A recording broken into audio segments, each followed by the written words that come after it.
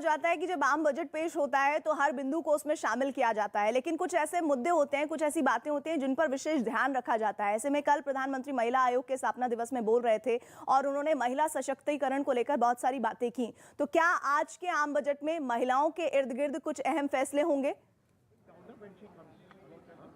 देखिए, महिलाओं के इर्द गिर्द फैसले तो इसी वजह से होंगे क्योंकि अगर घर का बजट अगर बेहतर होगा तो सबसे ज़्यादा जो कहते हैं कि राहत जो है वो महिलाएं महसूस करती हैं। तो हो सकता है कि जो अलग अलग तरीके की छूट है वो उसकी उम्मीद ज़रूर जताई जा रही है। लेकिन इस वक्त सबसे बड़ी जो चुनौती है वो ये है कि कैसे जो इकॉनमी है उसको पटरी पर लाया जा सके दोबारा से, जो कि कोरोना के चलते जो है कहीं ना कहीं बाधित हुई है। वो सबसे बड़ा जो है फैक्टर है और इसी वजह से जो है सबसे ज़्यादा फोकस हो सकता है इंफ्रास्ट्रक्चर डेवलपमेंट को लेकर, विदेशों से निवेश, यहाँ पे निवेश, क्योंकि एक कहते हैं कॉन्फिडेंस बिल्डअप होना बहुत ज़रूरी है। मार्केट में अगर कॉन्फिडेंस बिल्डअप होगा निवेशकों का तभी जाके जो है पैसा जो है उसका फ़ायदा होगा। तो यही वजह है कि अभी फिलहाल फोकस ये है कि किस तरीके से इंफ्रास्ट्रक्चर डेवलपमेंट और उसको जो है बढ़ाया जा सके आगे।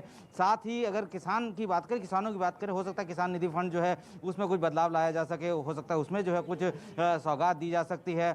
साथ ही जो अगर हम लोग हेल्थ सेक्टर की बात करें, हेल्थ सेक्टर में तो हो सकता है कि जो केंद्र सरकार राज्य को मदद दे रही थी, हो सकता है उसमें उसका दायरा बढ़ सकता है।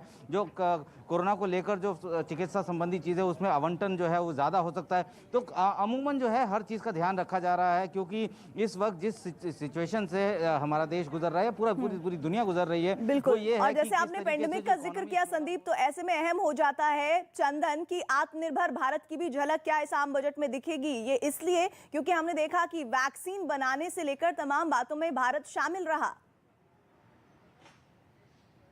बिल्कुल, देखिए, और ये जरूर होगा बजट में क्योंकि लगातार प्रधानमंत्री ने भी अलग अलग जो स्टेक होल्डर से अधिकारी हर किसी से बात की है। तो ये माना जा रहा है कि हेल्थ सेक्टर को एक बड़ा बूस्टअप मिलेगा और इसकी जरूरत भी है। जिस तरह से दुनिया जिस दौर से गुजरी है उसमें लोगों को एक तरह से कॉन्फिडेंस मिले कि उनके लिए एक सहारा है। इसके लिए जरूरी है कि वहां पर एक बड़ा इन्वेस्टमेंट हो, इंफ्रास्ट्रक्चर और ज्यादा डेवलप हो। हालांकि मैं बताऊं कि पहले जो वेव था, फर्स्ट वेव के बाद थर्ड वेव तक में भारत में बहुत कुछ जो है ऐड किया गया, इंफ्रास्ट्रक्चर में काफी इजाफा हुआ हेल्थ को लेकर के, और ये आगे भी जारी रहेगा। एक और बात है संदीप, चूंकि हेल्थ कवर करते वो बेहतर बताएंगे कि इंडिया को जो एक डर अपने पड़ोसी देश से है उसको लेकर के डिफेंस में भी काफी कुछ किया जाना जरूरी है और इसको लेकर के भी सरकार निश्चित तौर पर गंभीर है। तो ये दो बड़े मुद्दे होंगे। इसके अलावा आम लोगों के लिए महंगाई का मुद्दा है, रोजगार का मुद्दा है। इन तमाम चीजों को लेकर के बजट में प्रावधान किए जाएंगे ताकि लोगों को लगे कि उनका भविष्य जो है बेहतर है, आगे बढ़ रहा है। क्योंकि लोगों में एक तरह की निराशा पूरी दुनिया में छा गई थी, उस निराशा से बाहर दुनिया निकल गई और भारत इसमें काफी आगे तक बाहर निकला है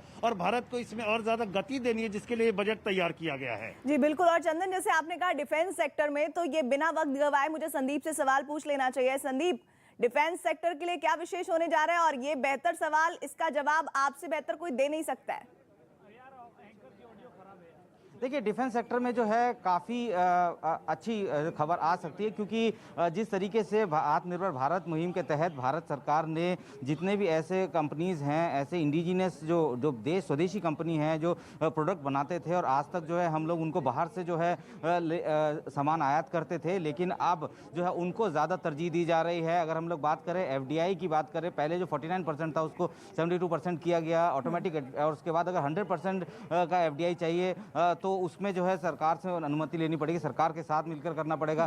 साथ ही अगर बात करें जिस दो फ्रंट में हम लोग अभी फिलहाल इस वक्त तैनात हैं, और चाइना के फ्रंट की बात करें तो इंफ्रास्ट्रक्चर डेवलपमेंट सबसे इंपॉर्टेंट है। अगर आपको उस सीमा तक अपनी सीमा की रक्षा करनी है तो इंफ्रास्ट्रक्चर डेवलपमेंट करना बहुत ज़रूरी है। और जो डोमेस्टिक सेक्टर है, क्योंकि अगर आप यहाँ पे नौकरी जनरेट करेंगे, अगर यहाँ की कंपनियों को जो है आप सहारा देंगे, उनको सपोर्ट देंगे, तो जाहिर सी बात है कि यहाँ की स्वदेशी कंपनियाँ बढ़ेंगी। और जिस तरीके से पहले जो है 2 लिस्ट जो है 100 नेगेटिव लिस्ट जारी की थी रक्षा मंत्रालय की तरफ से, तो संदीप आप ही कह रहे हैं कि डिफेंस के बजट में भी आत्मनिर्भर भारत की झलक मिलेगी, इसमें दो राय नहीं है। आप दोनों बने रहिएगा मेरे साथ। इधर बीजेपी नेता शाहनवाज हुसैन ने इस बजट से बिहार को काफी मदद मिलने की उम्मीद जताई है।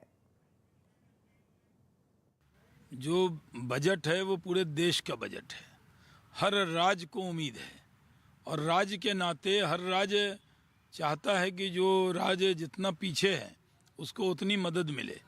और हम लोग जानते हैं कि नरेंद्र मोदी जी ने जितना बिहार के लिए किया है, जितनी घोषणा की, जो पैकेज दिया, उन सबको ज़मीन पर उतरता हुआ देख रहे हैं।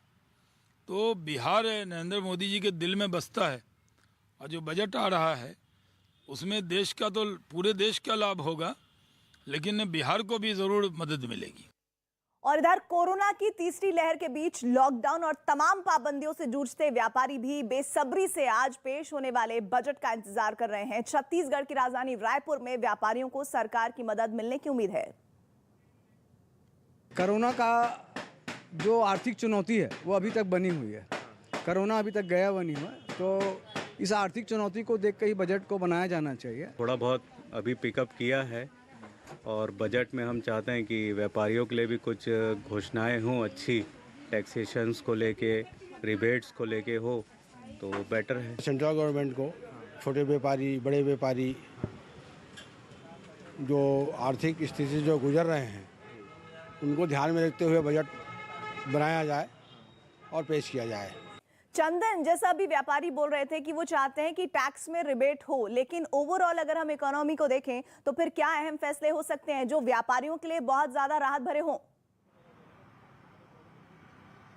देखिए, व्यापारियों के लिए भी निश्चित तौर पर सरकार की अपनी चिंता होगी, इसको लेकर के जरूर कुछ अनाउंसमेंट होगा। लेकिन सबसे ज्यादा जरूरी इस वक्त जो है देश के लिए वो जरूरी है कि रह रहकर जो हम देखते हैं कि बार बार कोविड के वेव जो आते हैं उससे पूरी इकोनॉमी से लेकर के जनजीवन अस्त व्यस्त होता है, उसको कैसे प्रोटेक्ट किया जाए। इसको प्रोटेक्ट करने के लिए देश को पैसे की जरूरत है, तो सरकार निश्चित तौर पर इसका आकलन करेगी, हिसाब जरूर करेगी कि हम कहाँ पर किसे कितना रिबेट दे सकते हैं ताकि देश का काम भी ना रुके, क्योंकि लोगों की जिंदगी को बचाना ज्यादा जरूरी है। तो हेल्थ सेक्टर को लेकर के सरकार की चिंता है, फॉरेन को लेकर के चिंता, खास करके डिफेंस को लेकर के चिंता है, इंफ्रास्ट्रक्चर बाकी कैसे बढ़े ताकि लोगों के रोजगार मिले। केवल टैक्स में छूट देना ही एक मुद्दा नहीं होगा, बल्कि जो टैक्स सरकार को मिलता है उससे इंफ्रास्ट्रक्चर कैसे आगे बढ़े ताकि लोगों को काम मिले, रोजगार मिले। और एक मुद्दा निश्चित तौर पर महंगाई का होगा, जिसको लेकर के सरकार जरूर कुछ करेगी ताकि लोगों को एक फील आए कि सरकार। ऐसे में जो चंदन बात बता रहे हैं, फिर से मैं इन तस्वीरों के जरिए